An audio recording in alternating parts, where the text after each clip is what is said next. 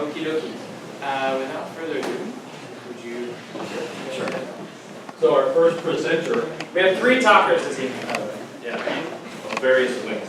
So our first presenter is Britt, editor-in-chief of Bunyard magazine, who just recently moved from Wisconsin to the LA area, so we can get him up here a little more often.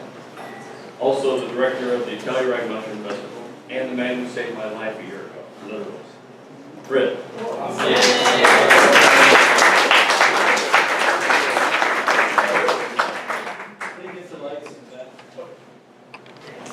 So my presentation is going to be super brief. It's actually just to tell you about some exciting events coming next year.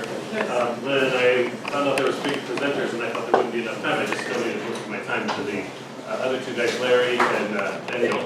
So since there was interest in the different events going on throughout the year and the Future Sun and all this stuff, I'll give you a quickie slideshow on a couple things you might want to attend. I was just at the Mindo camp. It was spectacular, and there's other things going on as well when the rain's going. So 2 things, as was sort of alluded to just a second ago.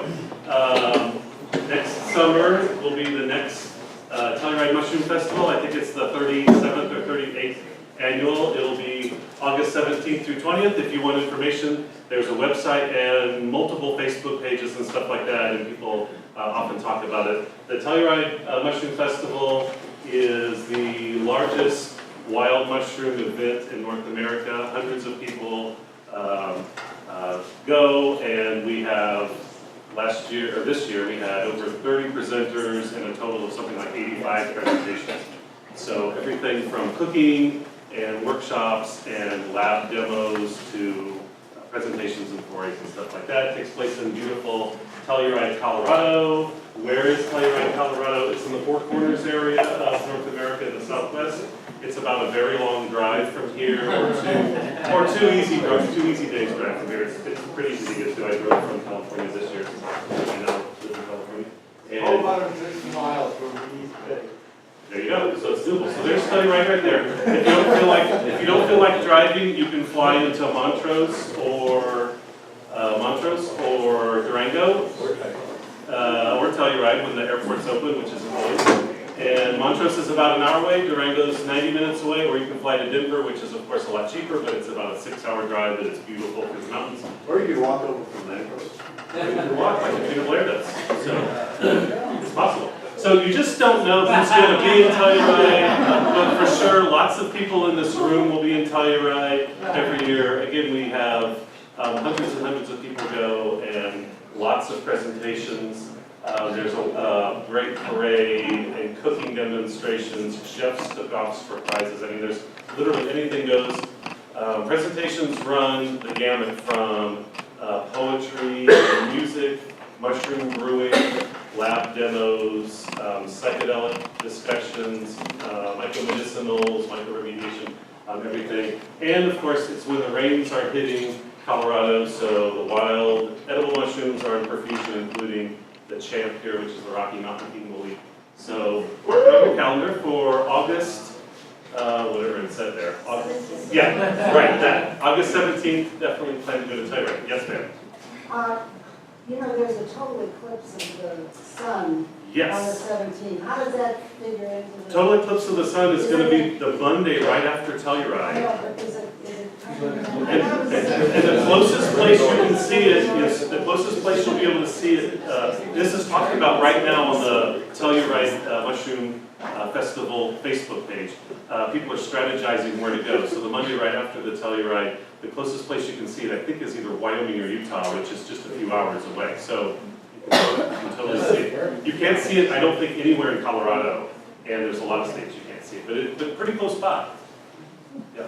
So anyways, yeah, that's a very good point. You can max out your travel out there. Okay, so another thing is the big annual NAMA Foray, known as the North American Mycological Association. That's sort of the umbrella for lots and lots of mushroom societies around North America. The MSSF is part of NAMA, and every year they have their big annual foray someplace in North America. And next year I'm hosting it in Northwest Wisconsin.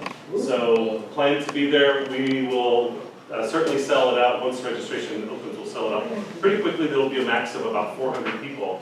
But it should be pretty exciting. So where in the hell is Wisconsin? I know know where Wisconsin is because up until recently I lived there. Yeah. So the Foray will be up in the beautiful part of Wisconsin, not the ugly part where I live. It'll be in the beautiful part up in the northwest corner where the box is in Bayfield County. It's the second largest county in Wisconsin. There are no stoplights at all in that county. It's almost all national forest. It's really pretty. It's really, really pretty, really pretty there. So it's in the Shawinigan-Nicolet National Forest. You don't have to pronounce that word to go. Shawinigan. We'll be doing it at the lovely Lake Woods Resort. So if you've been to Anama Foray and you weren't that crazy because the accommodations weren't very good or the food wasn't very good, this is not going to be like that. We're going to do it at a really nice resort with hotel rooms, bathrooms in the hotel, heat, air conditioning, all that sort of stuff, on a real big lake with actual chefs and nice meals. Will we need air conditioning in September? Will you do what? Will we need air conditioning in September? You won't need air conditioning, you very well could need heat though. It's usually pretty cool, you can wear like long sleeve clothes and stuff. It probably won't be frosting yet, but it'll be getting close. So the first 2 weeks in September are amazing for mushrooms. Where this is where the Blue Star is. If you're flying, you can fly to Duluth, Minnesota, which is 90 minutes away. We'll have a shuttle service, believe it or not.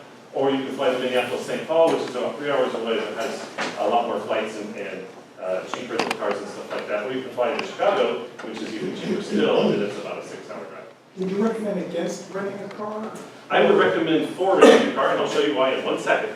Because at this time of the year, the fall foliage is changing, and it's actually really nice fall foliage like this. This was taken during one of our forays that we do up there every year. So the foliage is pretty, the mushrooms are in profusion. There's another thing about this. The longest scenic trail in North America that no one has probably ever heard of goes through this area. This is the North Country Trail, shown here. We'll be foraying on the trail. Along the trails are spectacular old growth forests that have never been logged of hemlock and white pine. If you've never seen a white pine tree that was as big as a redwood, this is the place to see them. So they're 700 years old, they're pretty spectacular. In addition to the massive white pines and hemlocks, we have a lot of birch forests, lots of other oaks, red and silver maple, tamarack or larch, all sorts of different trees. So as you can imagine, all kinds of different mushrooms. Lots and lots of species. We get hundreds of species every year and lots of edibles. Black trumpets, hericiums, chanterelles, the stuff you would see around here when it's mushroom season is fruiting there. And of course, the famous badger boldies, and there's also waterfalls and things too. So, okay, so what about renting a car? I'm recommending people, especially coming from the east and west coast where things are expensive, and it's their first time to the Midwest. Rent a car and stay for a whole week or more. It's extremely cheap to travel around the Midwest and to stay in hotels and to eat. Plus, there's lots of really cool parks. You can drive all the way across northern Wisconsin, across the Upper Peninsula, Michigan, all the way to the other side in just a couple of days. And you can see the pictured Rocks National Seashore, which is beautiful. You can see the famous Tequamanon Falls State Park, where Alexander Smith made a lot of his famous collections and named a lot of species. You can see Mackinac Island and cross Mackinac Bridge. This word here is pronounced Mackinac. Has anyone ever heard of Mackinac Bridge? It's the longest bridge in the Western Hemisphere. There's no bridge longer than this in North or South America, and you've never heard of it. It's really amazing to see. So lots of stuff to do. Don't make us feel bad. Lots of stuff to do. No, you don't have to do that. Just come on out. And Wisconsin folks are a kind lot. They might be a little frightened by with the mushrooms and long hair, but it's okay. So next year, plan to come to Wisconsin. So thanks for your time. Oh, wait, one other thing. I forgot to mention. So I do have lots of these cards over here if you didn't grab one, but you're interested in going to the Foray, pick one up. I also have free copies of Fungi Magazine. Pick one up. There's also books by, the California Mushroom books are up here, and 2 of the authors are in the house, Mike Wood and Fred Stevens. This is the book for Western mushrooms. So if you don't have a copy, you can get it and get it signed. And then after that, then Larry and Daniel, I'm not sure which order, are going to go. So thanks for your time.